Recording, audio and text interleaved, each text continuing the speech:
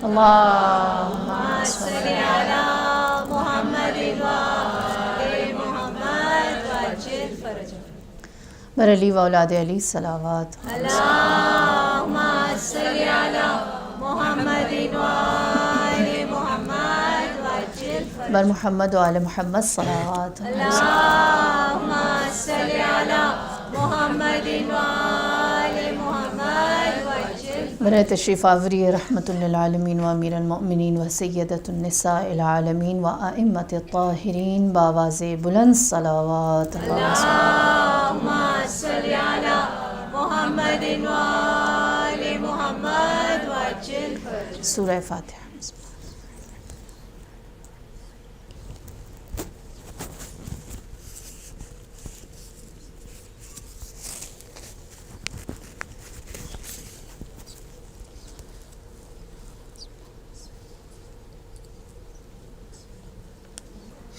ایک دفعہ سورہ فاتحہ اور 3 دفعہ سورہ اخلاص بانی مجلس کے تمام مرحومین جملہ مومنین اور مومنات بالخصوص شہداء عزاداریہ امام حسین علیہ السلام کے لیے۔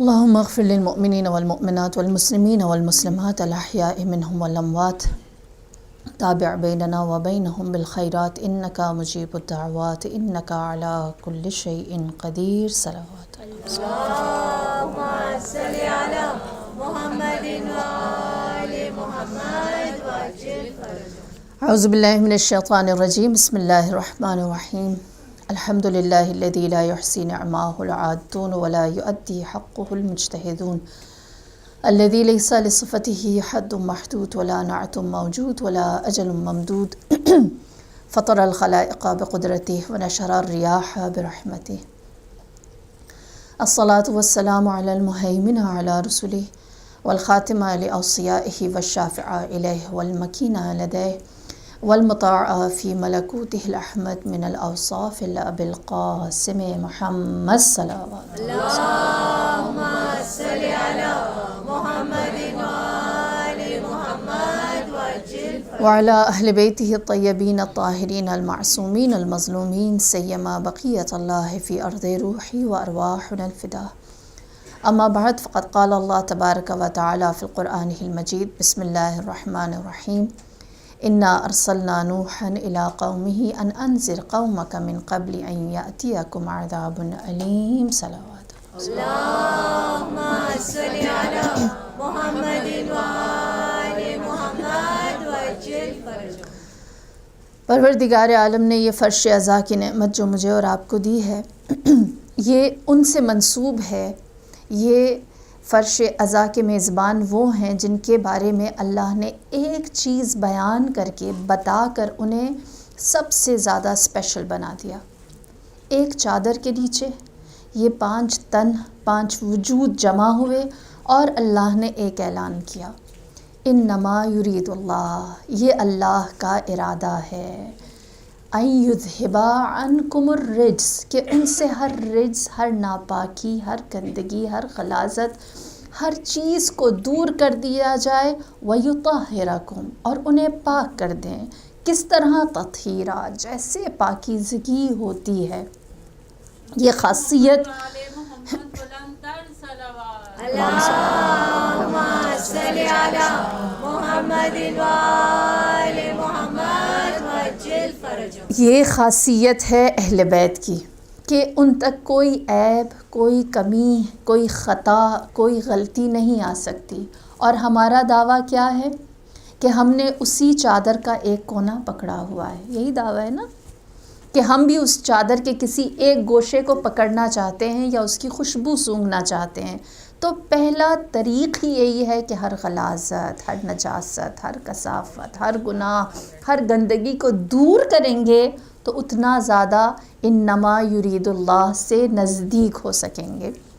اسی لیے جو ہماری سوسائٹی، ہماری کمیونٹی، ہماری ذات، ہر انڈیویژل کا سب سے بڑا جو مسئلہ ہے وہ یہ کہ ہم عبادت تو کرتے ہیں لیکن ہمارے اخلاق کے اندر کچھ چیزیں، کبھی ہماری زبان، کبھی ہمارے انٹینشنز، کبھی ہمارے ریاکشنز، کبھی ہمارا کسی کے بھی ساتھ ایسا انٹریکشن ہوتا ہے کہ ہم اپنے بس سے باہر نکل جاتے ہیں۔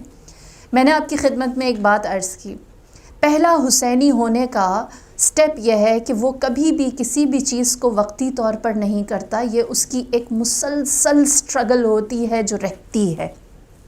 کربلائی ہار نہیں مانتا، اس کی محنت، اس کی کوشش تا دم مرگ رہتی ہے، پہلی بات۔ اور اس میں جو نیکی ہے وہ اس کو اپنے ہاتھوں ضائع نہیں کرتا، وہ اپنے اخلاق کو، وہ اپنی عبادات کو قربتاً اللہ کرتا ہے تو وہ اپنے اخلاق کو بھی قربتاً اللہ کرتا ہے۔ وہ کسی کو سلام، کسی بندہ بشر کو خوش کرنے کے لیے نہیں کرتا، کسی کے ساتھ کوئی بھی ڈیلنگ کسی انسان یا مخلوق کو خوش کرنے کے لیے نہیں کرتا، وہ بھی اللہ کی قربت کے لیے ہے۔ اور اسی لیے اگر کبھی کوئی بندہ کچھ برا کر دے تو اس میں ریاکٹ کرنے میں جلدی نہیں کرتا، اور اگر جلدی کر دیتا ہے تو وہ اپنی اس خطا کو دور کرنے کی کوشش کرتا ہے۔ اس کے بعد دوسرا اہم پوائنٹ میں نے آپ کی خدمت میں کل عرض کیا کہ ہم امپلسو ریاکشنز دیتے ہیں جس کی وجہ سے بہت ساری چیزیں ہم چاہتے ہیں اچھا ہو پھر بھی بری ہو جاتی ہیں۔ دوسری وجہ جس وجہ سے مجھ جیسوں کا اخلاق اچھا نہیں ہوتا وہ یہ ہے کہ جب ہمارے سامنے کوئی خطا، کوئی غلطی یا کوئی برائی یا کوئی خامی یا کوئی کمی یا کوئی برا انسان یا کوئی بری ڈیلنگ آتی ہے تو ہم بڑی آسانی سے دوسرے کو بلیم کر کے اپنے لیے پتلی گلی لے لیتے ہیں۔ یہ جو بلیم گیم ہے، یہ جو ذمہ دار ٹھہرانا ہے، یہ جو اس نے کیا اور اس نے کیا اور کس نے کیا اور کیسے کیا، میرے سوا سب نے کیا، یہ سب سے بڑا دشمن ہے جو مجھے اور آپ کو ختم کر دیتا ہے۔ اور جب بات آتی ہے کہ کس نے کیا کرنا تھا، اس میں ہم اس پیرامیٹر کے میں اپنے علاوہ سب کو ڈال دیتے ہیں، ہر ایک کے لیے ہم نے محاسبہ رکھا ہے۔ اسلام تو کہتا ہے حاسبو انفسکم، اپنا محاسبہ خود کرو، تم کسی اور کو نہیں دیکھنے، کسی اور کو ایویلویٹ کرنے کے لیے آپ اس دنیا میں نہیں آئے۔ میں نے آپ کو کل بھی کہا تھا اگر کریڈٹ ہے تو کسی اور کا، جس نے کیا ہے اس کا کریڈٹ ہے، ولو آپ نے وہ بات کسی کو سمجھائی ہو، اور دوسرے نے آپ کی اچھی بات کو اڈاپٹ کر لیا ہے تو کریڈٹ اس کا ہے، کریڈٹ میرا نہیں ہے۔ کیونکہ میں اگر نماز پڑھتی ہوں، میری نماز قبول ہے، میری نماز قبول ہے۔ آپ سب نے کیا کہا ہے نا، اتنا ہی رسپانس آئے گا نا، کھوجیں ہمارے پاکستانی ہوتے زور زور سے بولتے ہیں قبول ہے نماز، نہیں پتہ۔ تو کیسے ہو سکتا ہے کہ ہمارا اپنا عمل جو ہمارے لیے ہے اس کے بارے میں ہمیں یقین نہیں ہے کہ وہ قبول ہے، تو ہم نے جو دوسرے سے کرایا اس کا ثواب مجھے کیسے مل گیا؟ تو کریڈٹ میرا نہیں ہے۔ اسی طرح بلیم بھی اگر ہم کسی کو کریں وہ بھی کسی اور کا نہیں ہے۔ اگر ہم کریڈٹ کو آن کرنا چاہتے ہیں تو جس کو ہم ذمہ دار یا رسپانسبل ٹھہراتے ہیں وہ بھی کوئی اور نہیں، ہم خود ہیں۔ قرآن ہم سے کیا کہتا ہے؟ قُوا أَنفُسَكُمْ وَأَهْلِيكُمْ نَارًا، تمہارا کام صرف یہ ہے کہ اپنے آپ کو اور اپنے گھر والوں کو جہنم سے بچاؤ، ان کو پروٹیکٹ کرو۔ تمہارا کام یہ نہیں ہے کہ تم دوسروں کی جنت یا جہنم کے چوکیدار بن جاؤ اور اس کو دیکھو کہ کس طرح سے ہوتا ہے۔ مثال کے طور پر اللہ نے ہمیں 1,24,000 انبیاء جو دیے، وہ رسول ظاہری تھے جو باہر آئے، ہم سے الگ تھے، لیکن ہمارے اندر بھی اللہ نے رسول دیا ہے، ہمارے اندر بھی اللہ نے ہادی دیا ہے جو ہمیں گائیڈ کرتا ہے۔ میں ایک چھوٹی سی اگزامپل دیتی ہوں۔ ایک لقمہ جو ہم کھاتے ہیں، ایک کھانا جو ہم کھاتے ہیں، ایک بائٹ جو ہم لیتے ہیں، اس کے لیے بھی اللہ نے اتنے سارے سیف گارڈ رکھے ہیں۔ ایک لقمہ حرام کے لیے بھی ہم XYZ کو بلیم نہیں کر سکتے کہ اس کی وجہ سے مجھ سے غلط ہو گیا، یا اگر یہ نہ ہوتا اور وہ نہ ہوتا اور اس طرح نہ ہوتا تو میں کسی بھی غلطی میں مبتلا نہ ہوتا۔ ہم کبھی بھی اپنے سراؤنڈنگز کو بلیم نہیں کر سکتے۔ کیوں؟ ایک لقمہ کھانے کے لیے اگر وہ گرم ہے، ہاتھ لگاتے ہی پتہ چل جاتا ہے گرم ہے، نہ کھاؤ۔ اگر وہ پرانا ہے، خراب ہوا ہوا ہے، اسمیل کرتے ہی پتہ چل جاتا ہے کہ یہ پرانا ہے، یہ خراب ہو گیا، یہ نہیں کھایا جا سکتا. پھر اللہ نے ایک اور فلٹر رکھا ہے، اگر وہ سخت ہے تو آپ دانت میں رکھتے ہی آپ اس کو نہیں کھا سکتے، تو وہیں سے ہی آپ کو اس کا اندازہ ہو جاتا ہے کہ یہ تو نہیں کھایا جا سکتا. اور اگر وہ مزیدار نہیں ہے، بد ذائقہ ہے، بہت برا بنایا گیا ہے، تو زبان ٹیسٹ کر کے کہتی ہے کڑوا ہے، کھٹا ہے، میٹھا ہے، یہ نہیں کھایا جا سکتا. وہیں سے ہی ہمارے جو سینسز ہیں، جو اللہ نے ہمارے لیے فلٹرز لگائے ہوئے ہیں، یہ خود ہی ہمیں صحیح اور غلط کی انڈیکیشنز، یہ رسول ہیں، یہ ہادی ہیں، یہ ہدایت دے دیتے ہیں. مجھے اور آپ کو کرنا کیا ہے؟ اپنی عقل سے صرف یہ دیکھنا ہے، گرم ہوگا تو وہ خود ہی چلا جائے گا، خراب ہوگا وہ خود ہی پتہ چل جائے گا، اگر ہمارے لیے بدبودار ہوگا وہ خود ہی، سخت ہوگا خود ہی. ہمیں صرف یہ دیکھنا ہے حلال ہے یا حرام ہے. یہ فیصلہ میرے اور آپ کے ہاتھ میں، یہ اختیار میرے اور آپ کے ہاتھ میں ہے جو ہم نے کرنا ہے. لہٰذا اگر حرام کھا لیا ہے تو اس کا بلیم کسی اور کو نہ دیں. تاریخ گواہ ہے، نوح کا بیٹا برا تھا لیکن نوح نے اپنے بیٹے کو بھی بلیم نہ کیا. حضرت لوط کی زوجہ بری تھی لیکن کبھی بھی یہ نہ کہا بیوی اچھی ہو تو میں کسی اور کو اچھا کروں، کسی کو بلیم نہ کیا. حضرت آسیہ نے یہ نہیں کہا کہ میں تو فرعون کے گھر میں رہتی ہوں، میں کس طرح سے اپنے آپ کو کسی کے لیے آئیڈیل بنا سکتی ہوں. ہم سب جانتے ہیں رسول خدا کے اپنے گھر میں ابو جہل و ابو لہب جیسے چچا ایلڈرز، رسپیکٹڈ فگرز موجود تھے، لیکن آپ نے کبھی یہ نہ کہا کہ ان بت پرستوں کے درمیان میں کس طرح سے اپنے آپ کو منواؤں. اور ایک کیریکٹر جو میرے لیے بہت زیادہ موٹیویشنل ہے، میں ہر سال ان کا ذکر ضرور کرتی ہوں کیونکہ یہ وہ ہستی ہیں جنہوں نے اپنے لیے کوئی بھی جواز، کوئی بھی چیز کسی اور کے کاندھے پر نہ ڈالی، اپنا پاتھ، اپنا راستہ خود بنایا اور ایسا شاندار بنایا ہے اپنا پاتھ کہ ان کی ڈیسٹینیشن یہ قرار پائی کہ جب امام عصر ظہور فرمائیں گے، اللہم صلی علی محمد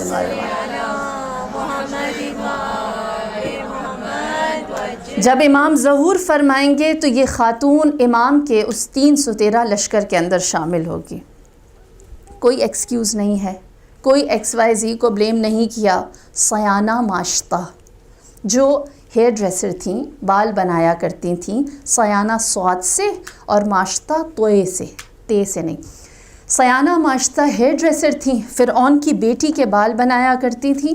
اور اس وقت زمانہ کہتا ہے کہ کوئی بھی شخص فرعون کے خلاف بات نہیں کر سکتا تھا. خدا تھا، سپریم پاور، سپریم اتھارٹی، کوئی مرد جسارت نہ کرتا تھا. سیانہ ماشطہ کے جو شوہر تھے جناب حزقیل، وہ بھی تقیہ میں تھے، جس طرح اصحاب کہف تقیہ میں رہے. جیسے حضرت موسیٰ کتنا عرصہ قصر فرعون میں رہے، خدا کی وحدانیت کو مانتے تھے لیکن خاموش تھے، اپنے ایمان کا اظہار نہیں کیا تھا. اور جب آپ نے اپنے ایمان کا اظہار کر دیا، حضرت موسیٰ فرعون کے اس سے چلے گئے، تو پیچھے یہ لوگ تھے جو حق کو بیان کرتے تھے، ان لوگوں تک جن کے اندر اس حق کو جاننے کی تھرسٹ موجود تھی. کوئی مرد نہیں کہتا تھا کہ فرعون خدا نہیں ہے. سیانہ ماشطہ کے ہاتھ سے برش، کنگھی گری، آپ نے وہ اٹھانے کے لیے جب جھکی تو کہا بسم اللہ. فرعون کی بیٹی حیران ہوئی، کہا بسم اللہ، کون ہے تمہارا اللہ؟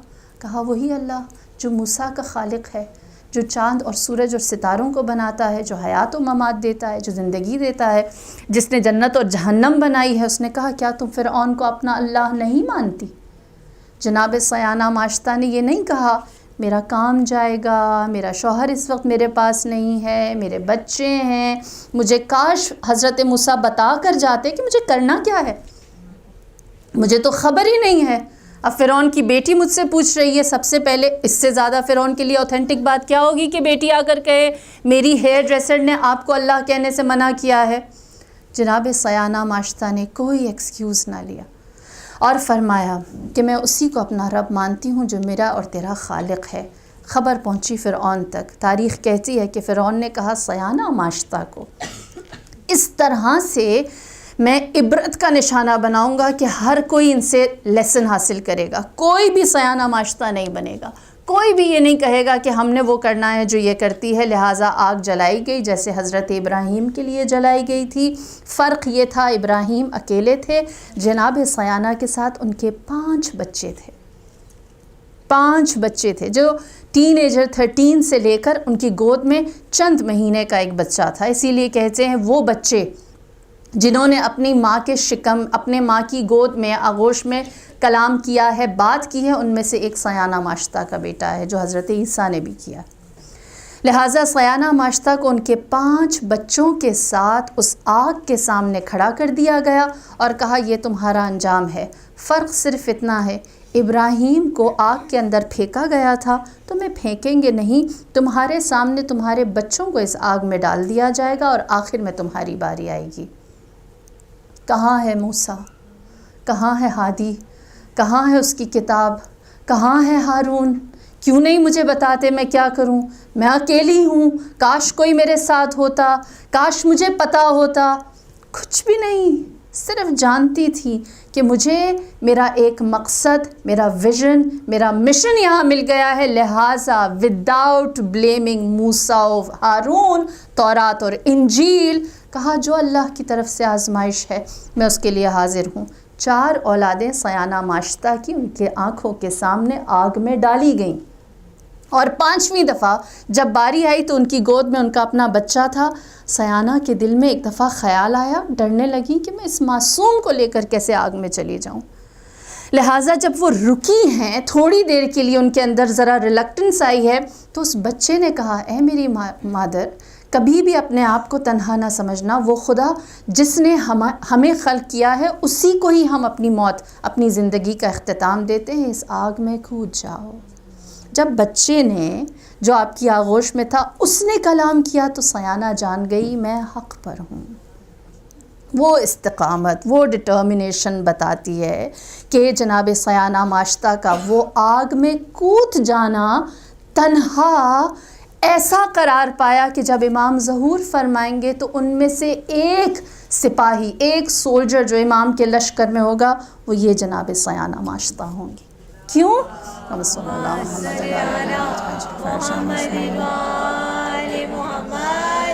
کیوں سیانہ ماشطہ ہوگی؟ کیونکہ انہوں نے یہ نہیں دیکھا کہ مجھے کوئی آئے اور مجھے یہ بتائے، جتنی ہدایت پہنچ گئی ہے، جتنا جانتے ہیں اتنا کر لیں، یہی بہت ہے۔ ہم لوگوں کا زمانہ ایسا آ گیا ہے، مثال کے طور پہ میں چند مثالیں دیتی ہوں۔ علامہ ابراہیم امینی جنہوں نے بہت اچھی کتاب لکھی ہے، کتاب الغدیر، ہم سب جانتے ہیں کہ جب بات آتی ہے کہ ہمیں رسول کے بعد سلسلہ ہدایت بتانا ہوتا ہے کہ نبی کے بعد کون خلیفہ تھا، تو ہمارے لیے جو سورس ہے جہاں سے ہم لوگ سب سے اسٹرانگ پروف لا سکتے ہیں، دیٹ از غدیر۔ علامہ امینی نے یہ نہیں کہا کہ کاش کسی نے غدیر کے اوپر اچھے سے بات کی ہوتی، تحقیق کی ہوتی تو آج ہم دوسروں کو خاموش کر دیتے۔ خود 30 سال تک غدیر کے اوپر ریسرچ کرتے رہے اور کتاب الغدیر لکھی۔ یہ نہیں کہا کسی نے نہیں کیا۔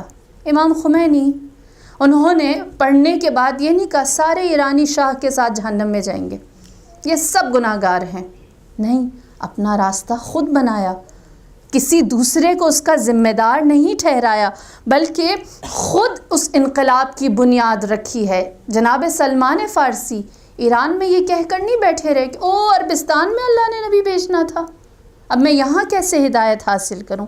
جناب اویس قرنی انہوں نے یہ نہیں کہا کاش نبی آس پاس ہوتے تو میں ان سے پوچھتا، ہدایت حاصل کرتا، خود زحمت اٹھا کر گئے اور اپنے لیے ہدایت کو جمع کیا۔ صرف اتنا ہی نہیں، دنیا دار لوگ، مثال کے طور پر ایڈیسن نے یہ نہیں کہا روشنی ہوگی تو میں اپنے لیے کوئی چیز انوینٹ کروں گا، اس نے خود اپنے لیے روشنی کا بندوبست کیا ہے۔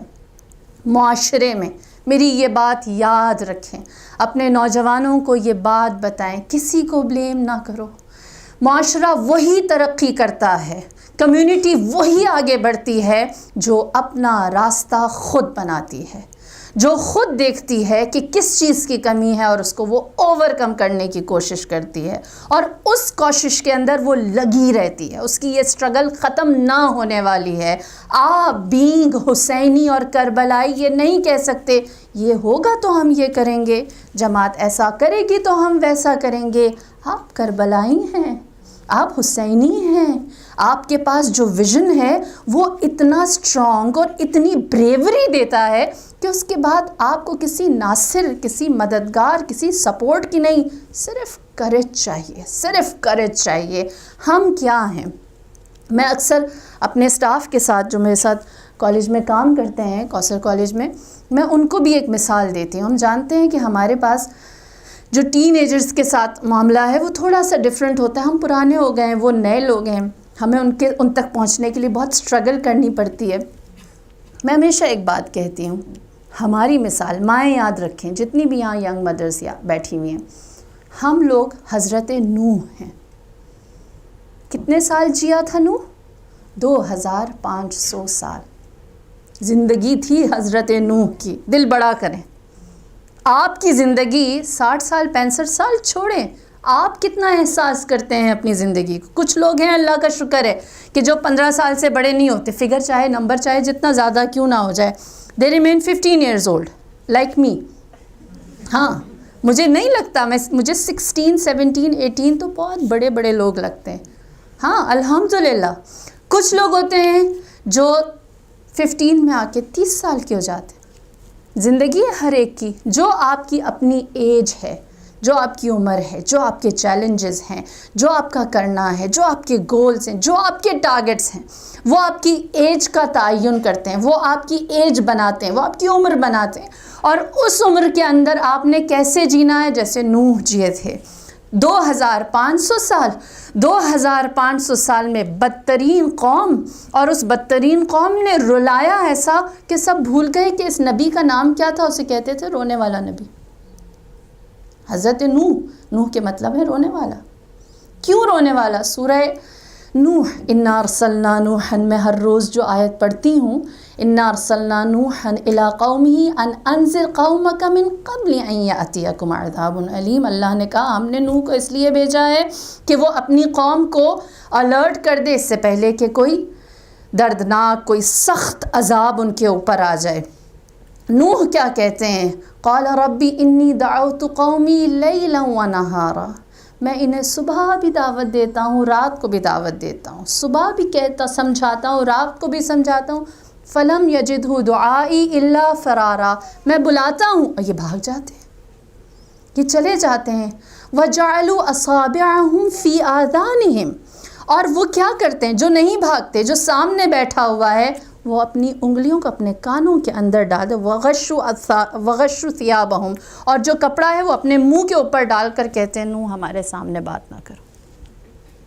950 سال نوح نے ایسے گزارے، 950 سال، 950 ایئرز کہتے رہے، لوگوں کو سمجھاتے رہے، اور لوگ یا تو کان میں انگلی ڈال دیتے تھے یا اپنا چہرہ چھپا دیتے اور بھاگ جاتے۔ جبکہ نوح اولو العزم انبیاء میں سب سے پہلے تھے۔ حضرت آدم، جس سال حضرت آدم کی ڈیتھ ہوئی اس سال نوح پیدا ہوئے، پرانے نبی تھے۔ سب سے پہلی شریعت نوح کے اوپر اتری، سب سے پہلی کتاب نوح کے اوپر اتری۔ اللہ نے سب سے زیادہ بزرگواری آدم کے بعد جس نبی کو دی وہ حضرت نوح تھے، یعنی پرومیننٹ انبیاء میں سے تھے، اور ان کے چیلنجز اتنے زیادہ مشکل، اتنے زیادہ دشوار تھے، یا تو کہیں سوسائٹی ان کا ساتھ نہیں دیتی تھی۔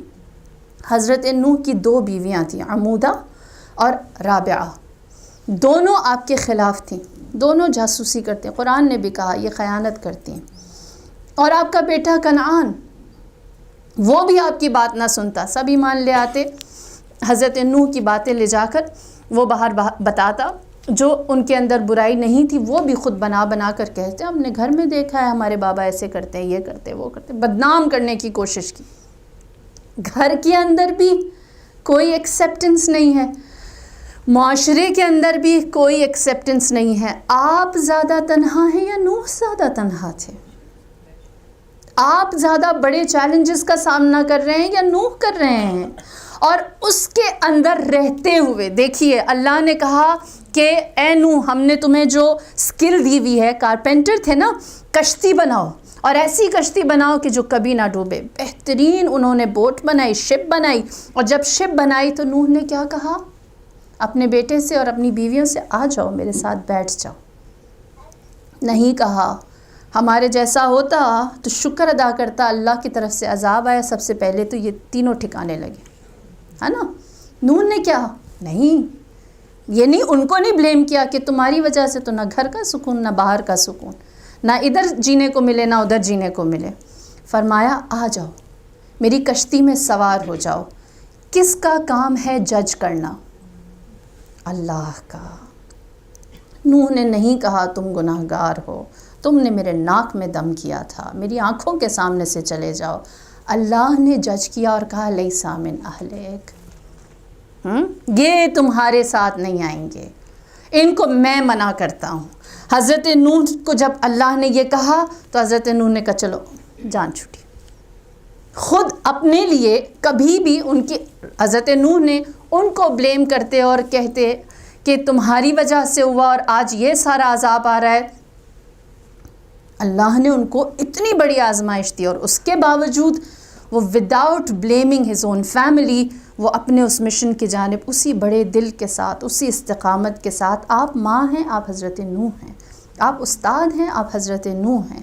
آپ ملیانی ہیں، آپ حضرت نوح ہیں. آپ اگر ورکنگ لیڈی ہیں، آپ حضرت نوح ہیں. اور اگر آپ ایک بیوی تو بھی آپ حضرت نوح ہیں. اور جو شوہر ہے وہ تو ہے ہی حضرت نوح.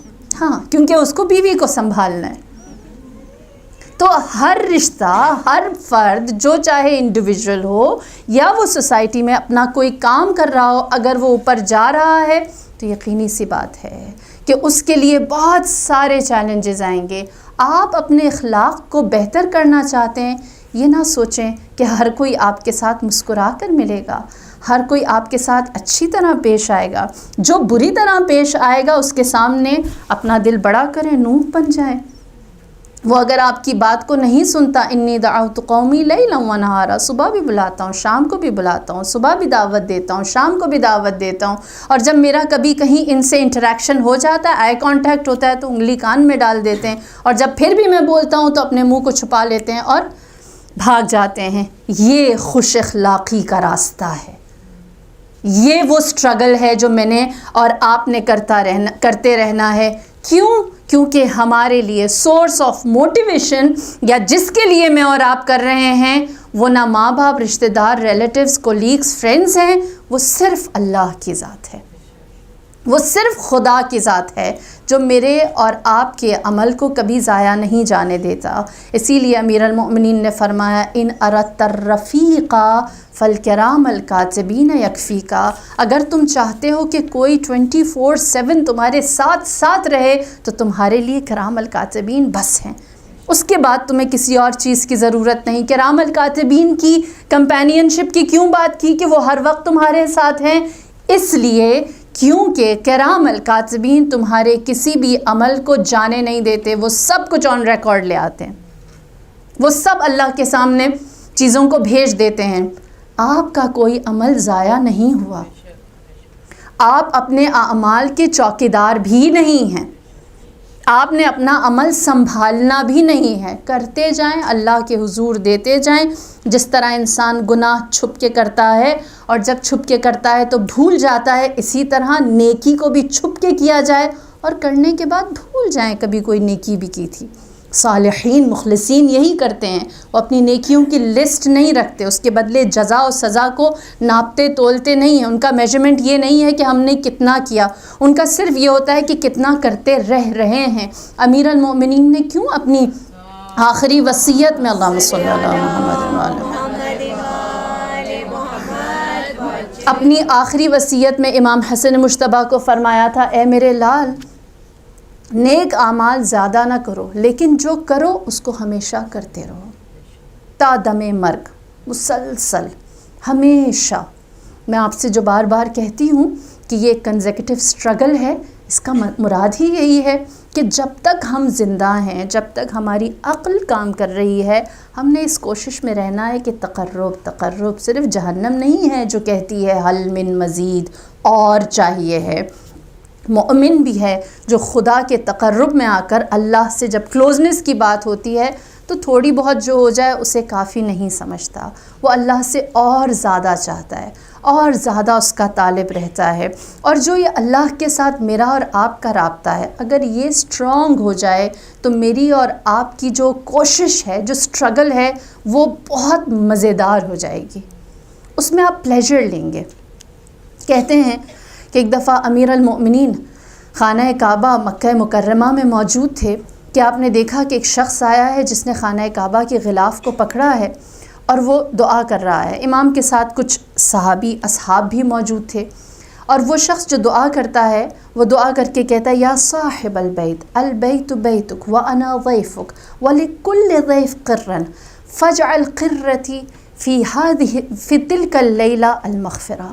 اے پروردگار، ھذا بیتک وانا صاحب بیتک، یہ تیرا گھر ہے خانہ کعبہ اور تو اس گھر کا مالک ہے۔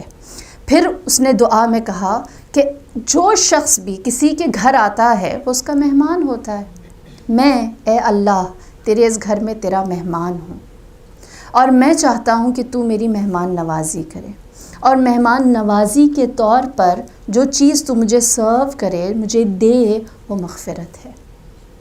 امیر المؤمنین نے جب یہ دعا سنی تو آپ نے اپنے اصحاب سے کہا، جانتے ہو اللہ نے آج اسے معاف کر دیا، کیونکہ اس نے اللہ سے اپنے دل کی بات اپنے طریقے سے ایسے کہی ہے کہ جو خدا کی پسند ہے۔ یہ رابطہ ہے نا جو ایک انسان کو خدا کے ساتھ کتنا قریب، کتنا نزدیک، انمول، یونیک بنا دیتا ہے، کتنی اسٹرینتھ دیتا ہے۔ لہٰذا کہتے ہیں دوسرا دن آیا، جب دوسرا دن آیا تو امیر المؤمنین نے دیکھا وہ شخص دوبارہ وہیں پر آیا ہے اور خانہ کعبہ کو پکڑ کر خدا سے کہتا ہے، یا الہی اعطینی ما لا یعطینی واحد غیرک واصرف عنی ما لا یصرف عنی احد غیرک۔ اے پروردگار مجھے وہ دے دے جو تیرے سوا کوئی نہیں دے سکتا، اور مجھ سے وہ لے لے جو تیرے سوا کوئی لے نہیں سکتا۔ امام نے اصحاب سے پوچھا، کہا سمجھے اس کی دعا کیا ہے، اس نے کیا مانگا ہے، وہ کیا چیز ہے جو صرف اللہ دے سکتا ہے اور کوئی نہیں دے سکتا؟ وہ کیا ہے جس صرف اللہ لے سکتا ہے اور کوئی نہیں لے سکتا؟ وہ کیا چیز ہو سکتی ہے؟ جانتے ہیں جناب مقداد ساتھ تھے، انہوں نے جو جملہ ہے ان کا، انہوں نے کہا یہ دعا نہیں، یہ پہیلی ہے، ریڈل ہے، کیونکہ اس میں سمجھ نہیں آ رہا کہ اللہ کیا دے سکتا ہے جو کوئی اور نہیں دے سکتا، اور وہ کون سی چیز ہے جو اللہ لے سکتا ہے اور کوئی اور نہیں لے سکتا۔ امام نے فرمایا دعا بہت واضح سی ہے، اللہ ہے جو جنت دے سکتا ہے، اللہ ہے جو جہنم لے سکتا ہے، وہ مالک ہے، اس کے اختیار میں ہے، اس نے کرنا ہے، کسی ایکس وائی زی نے نہیں کرنا۔ جس طرح کہتے ہیں کہ ایک شخص تھا، اس کا نام تھا کریم، اور جہاں وہ رہتا تھا اس جگہ پہ جو بادشاہ تھا اس کا نام بھی کریم تھا۔ بادشاہ کو شوق تھا گارڈننگ کا، وہ گارڈننگ کرنے کے لیے اپنے طریقے سے ایک بکٹ، سونے کی، گولڈ کی بکٹ لیتا، اور اس بکٹ کے اندر وہ پانی ڈال کے پورے گارڈن کو پانی دیتا تھا۔ ایک دن یہ فقیر وہاں سے گزرا، اس نے دیکھا وہ کریم بادشاہ، اور دیکھو کیسے سونے کے اس میں پانی دے رہا ہے اپنے پودوں کو، اور میں لوگوں سے مانگتا پھرتا، اللہ کی قدرت۔ بادشاہ نے اسے دیکھا، اسے بلایا، کہا کیا بات کر رہے ہو؟ اس نے بتایا، کہا تم بھی کریم، میں بھی کریم، دیکھو تمہاری کیا بات ہے اور میں کہاں بیٹھا ہوا ہوں۔ بادشاہ نے کہا اچھا بتاؤ میں تمہاری کیا مدد، کس طرح سے مدد کر سکتا ہوں؟ اس نے کہا یہی سونے کی بکٹ دے دو، میری تو زندگی ٹھیک ہو جائے گی۔ لہٰذا بادشاہ نے وہ بکٹ اس کو دے دی۔ اس نے سوچا اس کو بیچوں گا، کاروبار کروں گا، لہٰذا وہ بکٹ لے کر بازار میں آیا تاکہ بیچے، اور دوسری طرف بازار میں ایک بہت بڑا تاجر آیا تھا جو بادشاہ سے ملنا چاہتا تھا۔ وہ لوگوں سے پوچھ رہا تھا مجھے بتاؤ بادشاہ کی فیوریٹ چیز کیا ہے جو میں اس کے لیے بطور گفٹ لے کر جاؤں، اور جب میں اس کے سامنے رکھوں بادشاہ اتنا خوش ہو کہ وہ میرے ساتھ جو بھی اس کی بزنس ڈیل ہے وہ ہو سکے۔ تو لوگوں نے کہا اس کو گارڈننگ کا شوق ہے اور وہ گارڈننگ کے لیے ایک بکٹ یوز کرتا ہے، اگر وہ کہیں سے مل جائے تو وہ لے جاؤ۔ دوسری جانب کریم جو فقیر تھا وہ وہی ایک بکٹ لے کر بیچنے کی نیت سے آیا، دونوں کا آپس میں سامنا ہوا، لہٰذا اس نے اس کو خریدا اور لے جا کر بادشاہ کو گفٹ کر دیا۔ یہاں اس فقیر کی زندگی بدل گئی، اس کو تو وہ منہ مانگے داموں بہترین اس کی پرائس ملی اور وہ زندگی اچھی گزارنے لگا۔ ایک دن فقیر کو خیال آیا میں جاتا ہوں بادشاہ کا شکریہ تو ادا کروں، میری زندگی اتنی اچھی ہو گئی ہے اس کی ایک بکٹ دینے کی وجہ سے۔ لہٰذا وہ اسی گارڈن میں گیا جہاں بادشاہ پودوں کو پانی دے رہا تھا۔ جب وہ گیا اس نے دیکھا بادشاہ پانی دے رہا ہے، اس کے ہاتھ میں وہی بکٹ ہے۔ وہ حیران ہوا، کہنے لگا میں تو شکریہ ادا کرنے آیا تھا کہ یہ چیز تم نے مجھے دے دی، لیکن یہ میں دیکھ رہا ہوں تمہارے پاس موجود ہے۔ تو اس وقت بادشاہ نے کیا کہا دیکھو کریم نہ تم ہو، کریم نہ میں ہوں، کریم وہ خدا ہے جو ہر ایک کی نیکی کا حساب رکھتا ہے۔ تمہاری اللہ اکبر یا رسول اللہ یا علی اللہم صلی علی محمد وآل محمد وعجل فرج۔ لہٰذا نہ تمہاری نیکی اس نے ضائع کی اور نہ ہی میرے حسنہ کو اس نے جانے دیا، سب کی ضرورت پوری ہو گئی اور جو چیز جس کی تھی، جس صاحب کی تھی، جس مالک کی تھی اس تک آ گئی۔ آپ کسی کے ذمہ دار نہیں ہیں، آپ کا تعلق، میرا تعلق اپنے اخلاق کو لے کر اللہ کے ساتھ ہے۔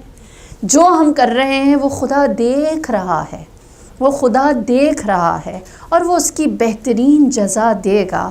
نہ ہمیں جلدی کرنے کی ضرورت ہے، نہ ہی ہمیں اس بلیم میں پڑنے کی ضرورت ہے کہ کس کی وجہ سے کون سا گناہ کس طرح سرزد ہوا، کہ کون وجہ بنا کہ یہ برائی ہو گئی۔ اگر ہر کوئی اپنا حصہ درست ڈالنا شروع کر دے، بالخصوص آج کا دن جو جناب حر سے منسوب ہے، ہم سب جانتے ہیں امام نے حر سے یہ نہیں کہا تم وجہ بنے کہ ہم اس بیابان میں آ گئے، تمہاری وجہ سے ہم آج اس حد تک بے بس لاچار ہو گئے ہیں، تم نہ ہوتے تو آج میں کوفے میں ہوتا۔ امام نے یا امام کے اصحاب میں سے کسی نے نہ کہا امام آپ اس کو کیوں قبول کرتے ہیں، اسی کی وجہ سے تو ساری گڑبڑ ہوئی ہے۔ آپ جانتے ہیں جناب حر عبید اللہ ابن زیاد اور یزید ابن معاویہ کے لیے کتنا قیمتی تھا۔ اس سے پہلے کتنی عجیب بات ہے، اس سے پہلے کہ عبید اللہ ابن زیاد سے کہا جاتا کہ تم عمر ابن سعد کو کربلا بھیجو، اس سے پہلے کہ شمر بن ذوالجوشن سے یہ کہا جاتا کہ تم اپنا دستہ لے کر امام کا راستہ روکو، کتنا ٹرسٹ وردی تھا یہ عبید اللہ، اور یزید کے سامنے کہ کہا سب سے پہلے حر کو بھیجو۔ کیا پوزیشن تھی ان کے نزدیک، وہ کتنے زیادہ ڈیپینڈنٹ تھے کہ اگر حر جائیں گے تو ہو جائے گا۔ یعنی آپ اندازہ لگا سکتے ہیں کہ جناب حر کی ان کے ساتھ کتنی زیادہ اچھی انٹریکشن، کتنا بہترین تھا، کتنا ان کو کانفیڈنس تھا کہ یہ ہمارا کام کر دے گا، سب سے پہلے اس کو جانا چاہیے۔ اور آپ سب جانتے ہیں جناب حر نے جو ان کو ٹاسک دیا گیا اس کو پورا بھی کیا، آپ کو کربلا، آپ کو کوفہ آنے نہیں دیا۔ لیکن میری جان قربان اس آقا و مولا کے اوپر کہ جب آپ کے سامنے وہ حر مجبور ہو کر آتا ہے تو آپ تذکرہ بھی نہیں فرماتے، تذکرہ بھی نہیں کرتے، ذکر بھی نہیں کرتے، یاد بھی نہیں کرتے کہ کس کی وجہ سے کیا ہوا تھا۔ رضاً بقضائہ و تسلیما لامرہ، یہ امام کی خوش اخلاقی حر کو خوش کرنے کے لیے تھی، یہ بات سمجھ لیں۔ بس امام چاہتے تھے کہ میرے حر کے ساتھ ٹرمز اچھے رہیں، میں اس کے ساتھ کچھ برا کہہ دوں تو یہ ناراض ہو جائے گا، نہیں، وہ قربتاً الی اللہ تھی، وہ اللہ کے لیے تھی، وہ خدا کی خوشنودی کے لیے تھی۔ وہ حر اور حسین کا معاملہ نہیں تھا، وہ حسین اور اللہ کا معاملہ تھا، اور وہ حر اور اللہ کا معاملہ تھا، امام کا معاملہ تھا۔ ہماری زندگی بھی اگر اس پیرائے پر آ جائے جہاں ہماری خوشیاں یا ہمارے غم اللہ سے جڑ جائیں، ہماری ایکسپیکٹیشن خدا سے جڑ جائے، آپ کے اطراف میں سب آپ کو اچھے لگیں گے۔ اور اگر ہماری ایکسپیکٹیشنز اپنے سراؤنڈنگز میں جتنے بھی ریلیشنز ہیں ان کے ساتھ اگر جڑ جائیں تو خوش اخلاق ہونا بہت مشکل ٹاسک لگتا ہے۔ تاریخ گواہ ہے، میرے مولا کو بے شمار خط کوفہ سے آئے، اور ہر خط میں یہ کہا گیا کہ امام اگر آپ تشریف لائیں گے تو ہم آپ کا دل و جان سے استقبال کریں گے۔ راہ کوفہ میں تھے، خبر یہ ملی کہ آپ کے سفیر جناب مسلم ابن عقیل کو شہید کر دیا گیا۔ راہ کوفہ میں تھے، آنے والے نے خبر دی اور کہا اے حسین، لوگوں کے دل تو آپ کے ساتھ ہیں لیکن ان کی تلواریں یزید ابن معاویہ کے ساتھ ہیں۔ یہاں تک کہ آپ کو ایک بے آب و گیا زمین پر جس کا نام کرب و بلا تھا وہاں خیمے ڈالنے پر مجبور کیا گیا۔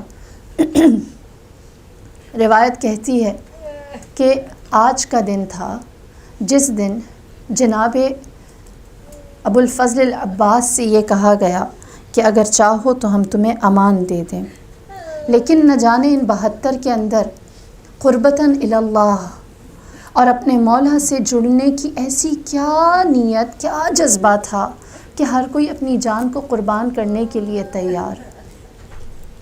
9 محرم کی رات کو ایک میٹنگ بڑے کمانڈرز کی خیمہ عمر ابن سعد میں کی گئی، جس میں پوری اسٹریٹجی بنائی گئی کہ کل 10 محرم کو جنگ کس طرح سے ہوگی، کیسے اٹیک کیا جائے گا، کیسے سید الشہداء کے مختصر سے لشکر کو شہید کیا جائے گا۔ جب اس میٹنگ کے آخر میں یہ بات سب کے لیے کلیئر ہو گئی کہ کل بہت جلدی ہم جنگ جیت جائیں گے، ہمارے گھر سلامت رہیں گے، ہمارے بچے سلامت رہیں گے، ہمیں کوئی مشکل نہ ہوگی، جب یہ بات سب کے لیے واضح ہو گئی اور وہ میٹنگ ختم ہوئی، جناب حر اس میٹنگ سے جب نکلے ہیں تو ایسے نکلے ہیں کہ آپ کے ماتھے پر پسینہ تھا اور آپ کا جسم کانپ رہا تھا۔ لوگ حیران ہوئے، کہنے لگے حر تجھ جیسا جری بہادر شخص اتنا گھبرا رہا ہے، تو آپ نے سکوت اختیار کیا۔ دوسرے نے آپ سے سوال کیا اور کہا اے حر، تیرے اوپر یہ ڈر اور خوف زیب نہیں دیتا، تو کیوں ڈر رہا ہے؟ تو آپ نے جواب دیا اور فرمایا میں اپنے آپ کو جنت اور جہنم کے درمیان پاتا ہوں، اگر میں اس جانب رہتا ہوں تو جہنم ہے اور دوسری جانب حسین کی طرف جاتا ہوں تو جنت ہے، واللہ نہیں جانتا میں اپنے آپ کو کس طرح سے کس کیفیت میں ڈالوں۔ لہٰذا اللہ جانے یا جناب حر جانے دل میں ایسا کیا خیال پیدا ہوا، اپنے خیمے میں گئے، اپنا گھوڑا ساتھ لیا، آپ کا غلام اور آپ کے فرزند آپ کی نیت کو بھانپ گئے، جان گئے، اور انہوں نے کہا کہ ہم آپ کے ہمراہ آنا چاہتے ہیں۔ تاریخ لکھتی ہے جناب حر اپنے گھوڑے پر سوار ہوئے، جو سپر ہوتی ہے اس کو آپ نے الٹا، فتح کا جو علم سفید علم ہے اس کو آپ نے ہاتھ میں لیا، اور رات کی تاریکی میں امام حسین کے خیموں کی جانب بڑھنے لگے، اور منہ سے صرف ایک ہی سوال اٹھتا تھا، یا سیدی و مولائی حل لی توبہ، اے میرے مولا، اے میرے سردار، کیا میرے لیے توبہ ہے؟ جب جناب حر کو آتے ہوئے خیمہ حسینی میں مجاہدین نے دیکھا تو امام سے کہا لگتا ہے کوئی ہمارے پاس کسی غرض سے آتا ہے۔ لوگوں نے اپنی تلواریں ننگی کر دیں۔ امام نے فرمایا ٹھہر جاؤ، یہ ہمارا عاشق ہے، یہ تائب ہے جو ہماری جانب پلٹنا چاہتا ہے۔ تاریخ کہتی ہے ایک توبہ کرنے والا آیا تھا اور امام نے اپنی باہیں کھول کر اس کا استقبال کیا تھا۔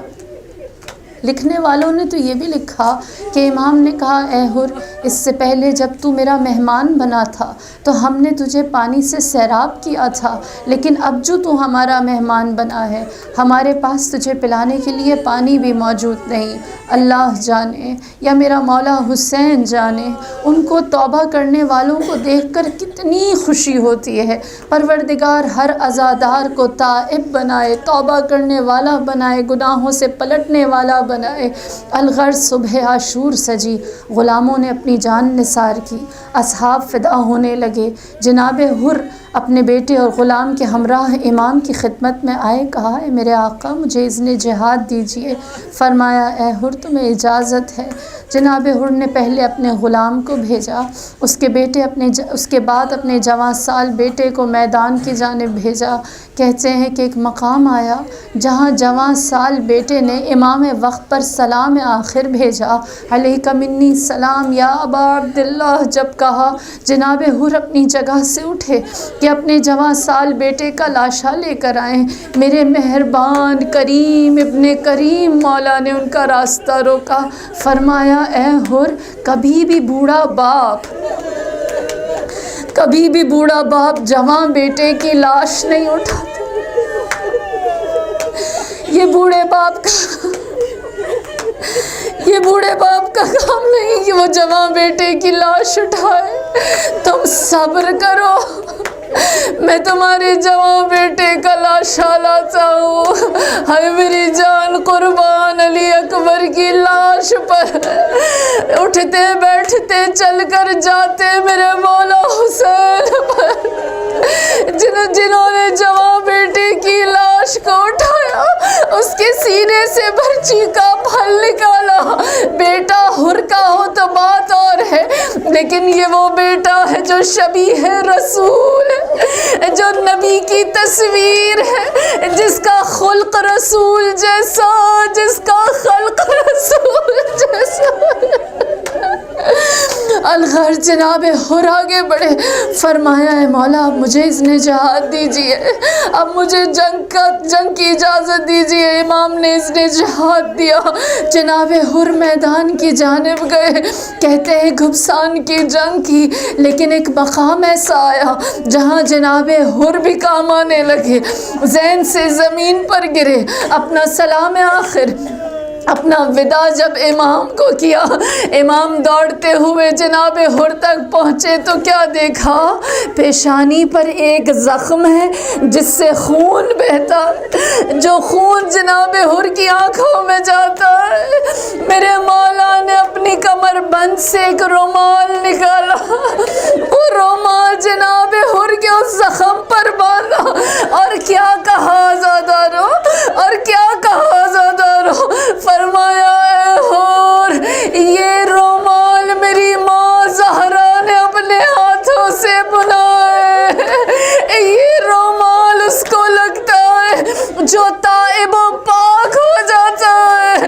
میں کہوں گی اے میرے مولا، آپ کو حر کی پیشانی کا زخم نظر آیا، ہمارے دل پر بھی بڑے زخم ہیں جن کو رومال زہرا جیسے مرہم چاہیے۔